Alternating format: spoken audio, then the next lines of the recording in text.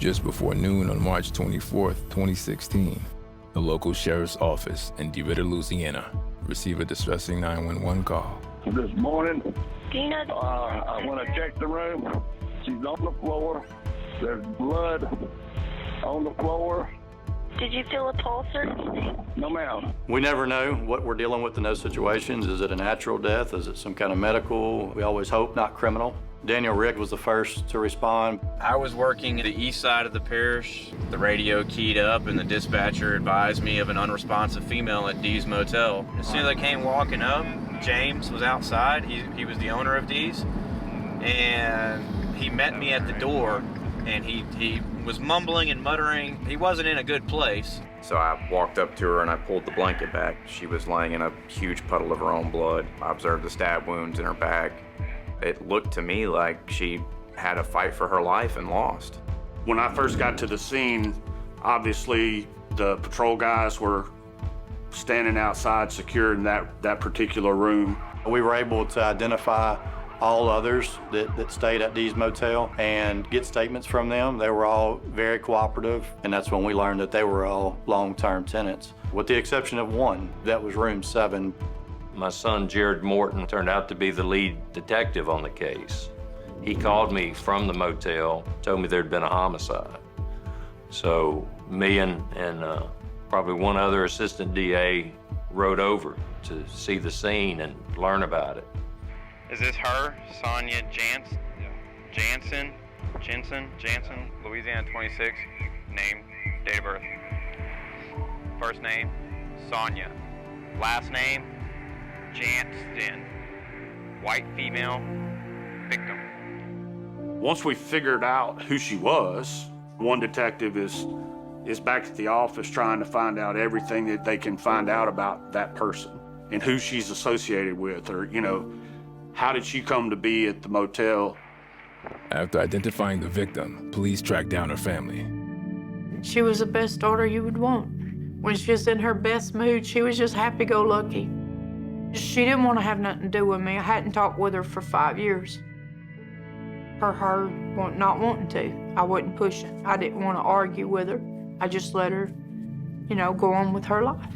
She moved in with some friends, and she had met Matt online through social media. They were engaged at the time and having conversations about getting married. She was happy, and they were happy together, and just never imagined anything like this ever occurring. Witnesses at the motel informed police Sonya and her boyfriend, Matthew, were heard arguing the morning of her death. They were arguing, probably even yelling, got a little loud back and forth, to the point that the guy next door came over, which would have been room 5, or knocked on the door, said, "Hey guys, cut it out, we're trying to sleep." Before investigators from Beauregard Parish Sheriff's Office are finished processing the scene, Sonya's boyfriend, Matthew, arrives at the motel. You got a crime scene investigation, okay? I don't know what's going on just yet. I'm not accusing you of anything right now. All my ID's in there. I want you to stay right here with me, okay? Police obtained several search warrants in order to process evidence and document what is found in the crime scene. My assignment was to start taking over photography or taking photos, and then past that, I went into collecting some evidence. Sonya's family tried to come to terms with the tragic news. The news app had popped on my phone, so I was reading it as I was going back in my house, and I told the lady that was staying with my son, I told her, I said, they found a woman dead at the motel. I said, I got a gut feeling it's Sonya. I looked at them, and I told them, I said, y'all are here to tell me that woman y'all found dead at Dee's Motel was my daughter. They looked at each other and they shook their head, yeah, and I just lost it. Back at the crime scene, police are investigating the cause for Sonya and Matthew's argument the morning of her death. He left the house between 4 and 5 a.m. to go to work. He had said that, yeah, they had a little argument, but it wasn't anything serious, and by the time he even got to the job site, they had texted back and forth and everything was good. Strictly a verbal argument over something petty, it sounded like. Talking to his employer and the other people that worked on the crew with him, he had an alibi that he was definitely at work. He was very cooperative, very upset. The person that he loved had just been brutally murdered. The coroner told us had someone found her sooner, she may well have been saved. She died of what I would think is a long, slow suffering death, and she basically bled to death on that motel floor. With Matthew's alibi confirmed, police have to widen their search for Sonya's killer. Discussing the tenants with the owner, we learned that room number 7 had been occupied for one night, the night before, by Jackie Pruitt. We felt comfortable with what we had learned from the others there, and Jackie was the only one that we had not spoken with. Some of the witnesses, they said that he had left that morning and he appeared to be jittery. You know, he left without a shirt on. Our deputies had knowledge that he was on the court docket for that day for a little misdemeanor appearance with the judge over something prior unrelated to this. He was easy to talk to. He was well dressed, obviously, to go into court, boots, jeans, a nice shirt.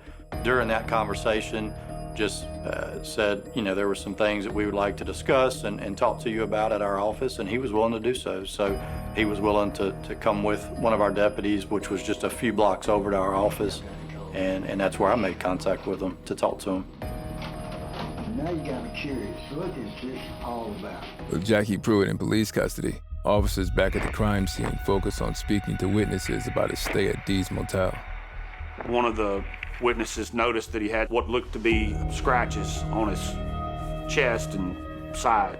That was enough for us to be able to write a search warrant. And we get told that we need to recover evidence from the following room, which was adjacent to that room that our victim was in. That room was a lot cleaner, which was odd to see. One very interesting thing was done at the crime scene that morning. The officers obtained a product called Blue Star. This product you can spray and you can see where there has been blood. It'll make it glow. Whenever we sprayed that, we were able to see that there was some type of blood. And not only on the floor, but on the counter, some in the sink, and then in a towel. As investigators, you kind of get these flags right off the bat. You can tell by their body language, their demeanor, and everybody else that we had talked to in this investigation just felt terrible for this girl. Jackie wasn't that way. He was more or less kind of, I felt like, fishing for information or wanted to know what I knew. You're our person of interest. In this case, I got called out in the evening to come and do a suspect exam. Talked to the detective, and he told me a little bit about, this is what we have. I need you to do a full body exam on him, take some pictures. If you see anything, swab it, which was a normal day-to-day for a typical suspect exam. His statement that the scratches on his body were from building barbed wire fences didn't make sense to me, didn't sound right. He's got a lot of little cuts and things that would be consistent with working on a barbed wire fence. And then I get down to his right knee, and it looks almost like an abrasion where the top layer of skin had come off, but that was it, and it was a little bit red and discolored. So I wet my swab and I start swabbing on there, and all of it comes off, and it appears to be dried blood. Detectives also take this opportunity to get a search warrant to examine Jackie Pruitt's vehicle for any evidence which connects him to the crime. It was secured at our office at the time. Myself and another investigator processed that vehicle. There was a checkbook in Sonya Ortego's name and 2 bank cards. One was in her name and Matt Jansen, her fiance's name. Got something very serious to tell you. I've got an arrest warrant signed by a judge for your arrest for first-degree murder. I thought she was hurt. He didn't say nothing about murder. Law enforcement prepare for trial and are able to present irrefutable evidence from the crime scene in Jackie's sexual assault examination. The crime lab in this particular case found the findings of the positive blood on his knee that was positive for the victim, and then the positive swabs from his penis that was her DNA on his penis, and they did have the photos of the scratches on his back that seemed pretty not caused by barbed wire fence work. After a week-long trial, Jackie Pruitt is found guilty of first-degree murder and sentenced to life without parole. I wish they would have found someplace else to stay. You know, there could have been something somewheres. I miss her so much. I got her pictures by my TV. I see her every day.